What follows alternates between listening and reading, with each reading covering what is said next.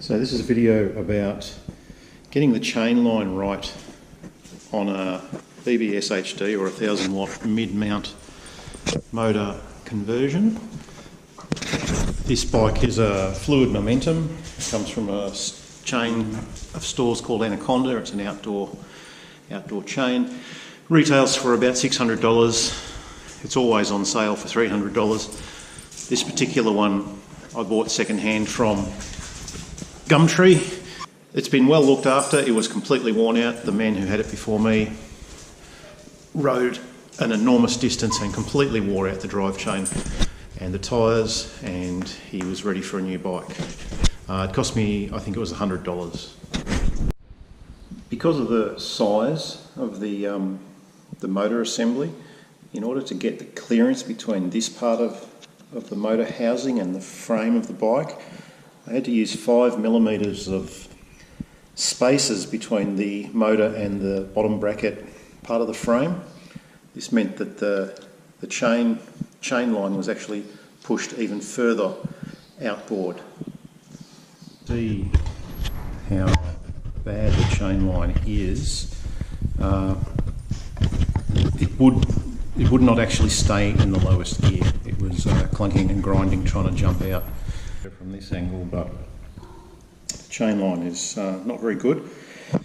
And in fact, some people online have reported that with this larger motor, it will actually bend the lowest sprocket. Once you've got the cassette off the bike, you need to take it apart. So the Shimano brand cassettes I've seen have these pins that you need to either grind or drill or just centre punch out. The Sunrace cassettes I've seen have a little screw with a star head on it. Just need to undo that. Again, if you don't have the right fitting, you could just drill it out. These screws and pins, all that they're doing are holding the cassettes together for installation. So you might be able to see with this Sunrace one, there's the silver sprockets and the black spaces in between them. Those pins are just holding it together. They don't do anything once it's actually on the bike. Once you've got the pins out, the cassette just comes to pieces. So you see the individual sprockets and their spaces. And once you've got it like this, you just need to choose how you want to rearrange them to suit your bike. Of course, you have to keep the smallest sprocket because that is part of the locking mechanism that holds it onto the wheel. You must keep that as your highest gear. But other than that, it's really up to you.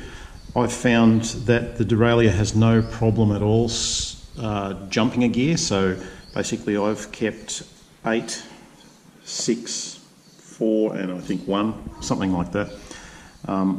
You'll find that the spaces are matched to some of the sprockets. They have these little locating pins here. You may need to cut some of those off to get the configuration that you want, but other than that, it was quite straightforward. The sprockets that I'm not going to use, I actually put inboard on the cassette to give the spacing for the sprockets that I am actually going to use. You could also use spacers if you wanted to. I decided to use the sprockets that I don't want anymore. So this is the final configuration that I chose. Moved the gears that I don't want to the inside and just kept on the outside the ones that I do want.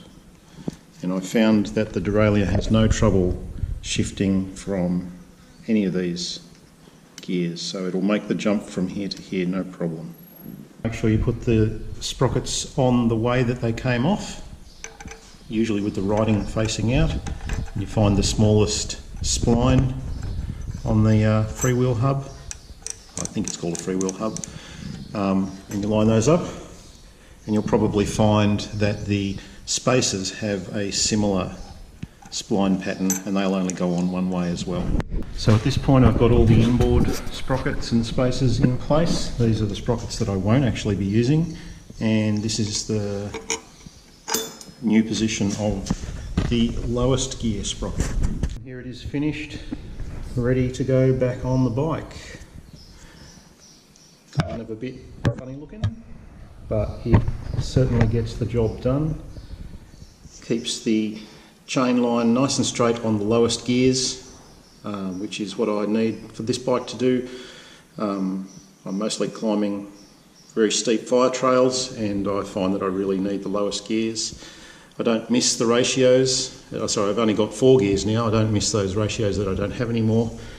The 1000 watt motor for sure makes up the difference. You can see the modified cluster or cassette that leaves me with 4 speeds. And I've found with this motor that these 4 speeds are more than enough. And the final step to get it all working was to adjust the low gear end screw so that the derailleur wouldn't shift the chain past the lowest gear down into this space. It doesn't matter if it goes down there, it just makes a grinding noise, but it doesn't cause any damage. But I've made it so that this is the lowest gear that it can get to.